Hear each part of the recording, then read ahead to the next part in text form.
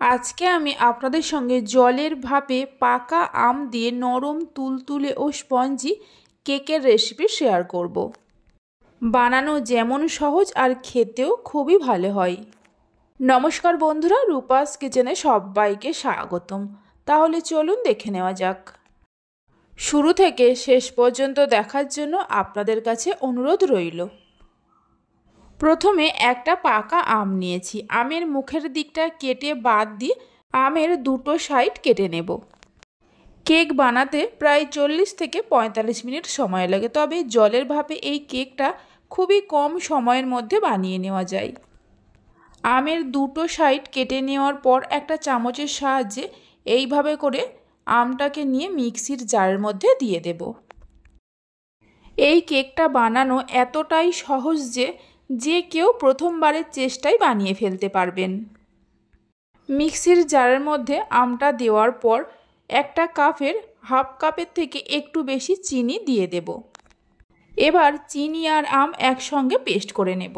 চিনিটা চাইলে আর একটু বেশি করেও দিতে পারেন। পেস্ট করে নেওয়া হয়ে গেছে, একটা মিক্সিং বোলের মধ্যে ঢেলে নেব।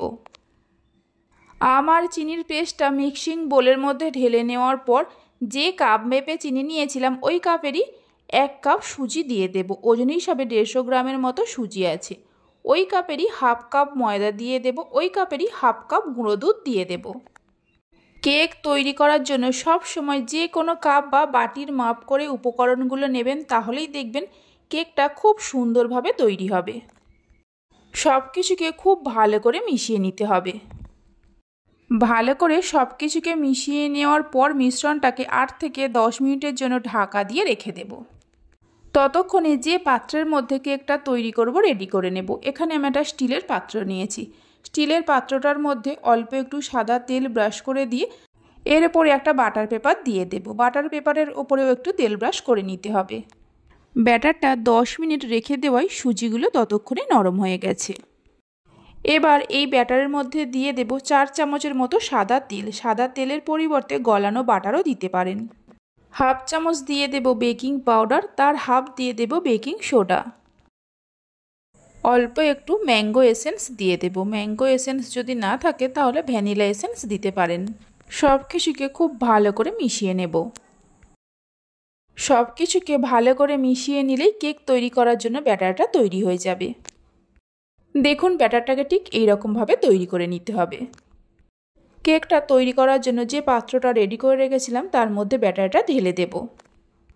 ব্যাটারটা ঢেলে দেওয়ার পর এইভাবে করে ধরে একটু ট্যাপ করে নেব, তাহলে ব্যাটারটা চারিদিকে সমানভাবে ছড়িয়ে যাবে। এদিকে একটা কড়াতে কিছুটা জল দিয়ে তার মধ্যে স্ট্যান্ড রেখে ঢাকা দিয়ে গরম করতে বসিয়ে দিয়েছিলাম।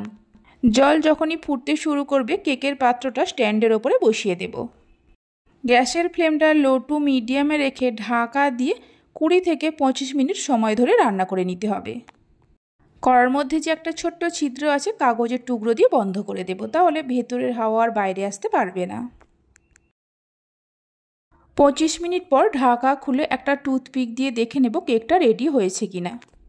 দেখুন, টুথপিকটা পরিষ্কার বেরিয়ে আসছে, তার মানে বুঝে নিতে হবে কেকটা ভালোভাবে রেডি হয়ে গেছে। গ্যাসের ফ্লেমটা বন্ধ করে দিয়ে নামিয়ে রেখে ঠান্ডা হতে দেব। কেকটা ঠান্ডা হয়ে যাওয়ার পর একটা ছুরি দিয়ে এইভাবে করে গোল করে একটু ঘুরিয়ে নেব। এতে কেকটা খুব সহজেই ডিমোল্ড হয়ে যাবে।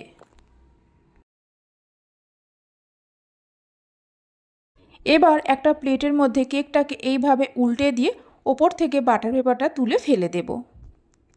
আশা করি দেখে নিশ্চয়ই বুঝতেই পারছেন কেকটা কত সুন্দরভাবে রেডি হয়েছে। এইভাবে একবার কেকের রেসিপিটা বানিয়ে দেখতে পারেন। বাড়িতে বানালে খেয়ে কেমন লাগলো অবশ্যই আমাকে কমেন্ট করে জানাবেন।